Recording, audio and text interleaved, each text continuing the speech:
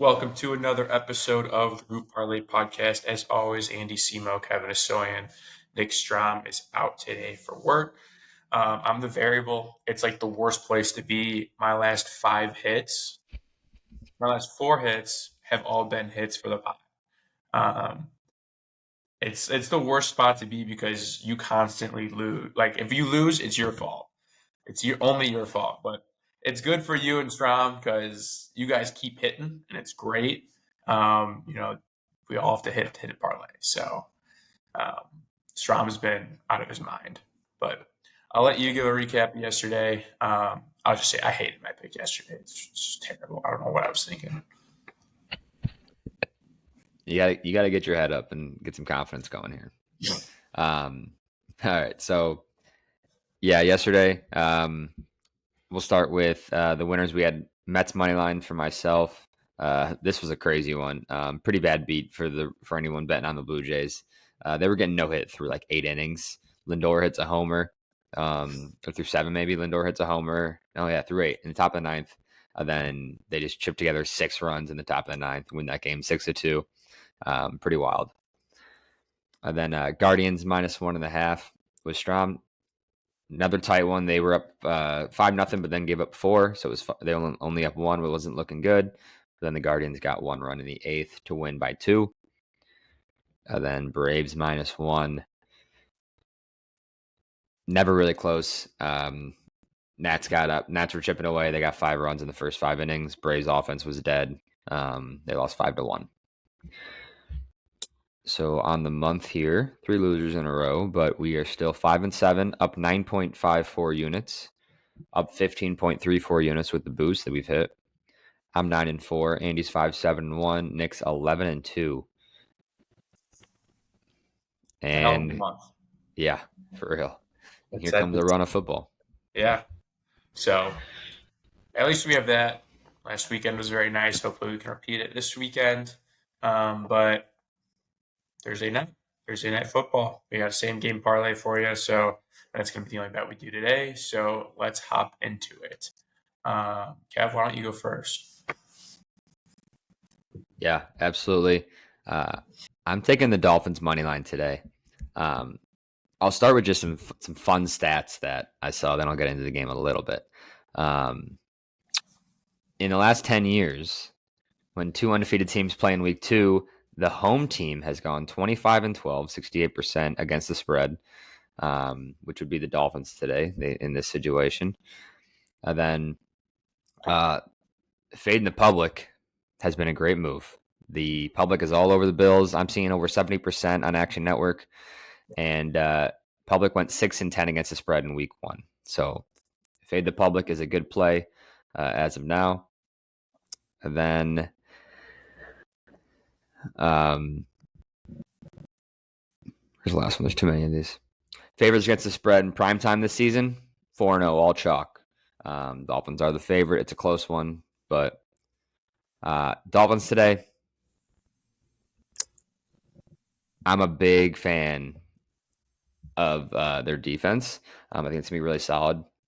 Only gave up 17 to the Jaguars, whereas the Bills defense, I think, is going to be really suspect this year. They had some turnover. They looked terrible against the Cardinals. They gave up a lot of points. They were down 17-0 to start that game.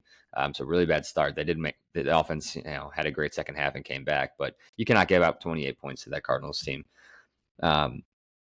Offensively, we do have Mozart out. I think Etienne's going to play. We still don't know.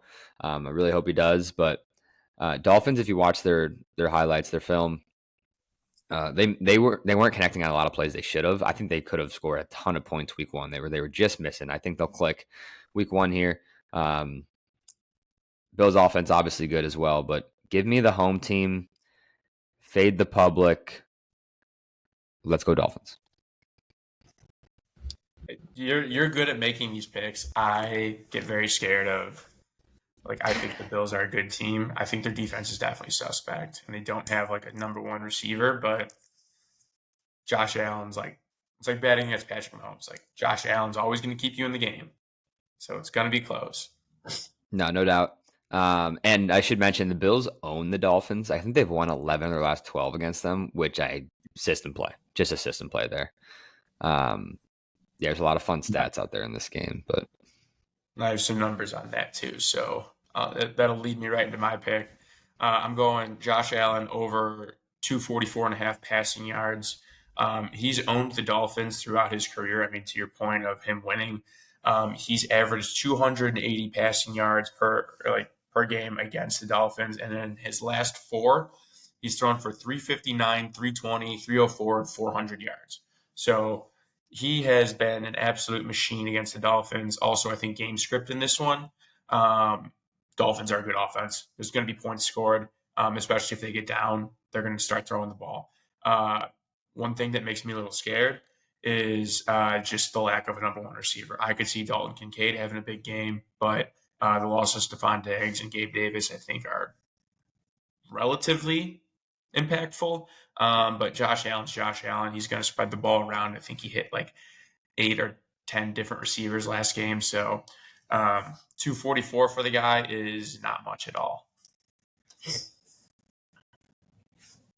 Yeah, I like this pick. God, just sitting here, I'm just like, man, should we have taken the over? This feels like such an over game. Oh, that's why. That's why I think we're going over with props. Like, I don't know. So, all right, and then I'll do Strom's. He's going Keon Coleman, 40-plus receiving yards. His reasoning, Coleman led the Bills in targets with 5 last game. He caught 4 catches for 51 yards. He's the only Bill to see more than 3 targets throughout the game, hence my point of he spreads the ball around. Miami's defense allowed 62 yards to Gabe Davis last week and 47 to Brian Thomas. Both are similar type receivers to Keon Coleman. And figure it's going to be a high-scoring game. So 40-plus yards, not that much. I mean, if Josh Allen's going to hit his number, Keon Coleman's going to hit his number. So that's really what it comes down to.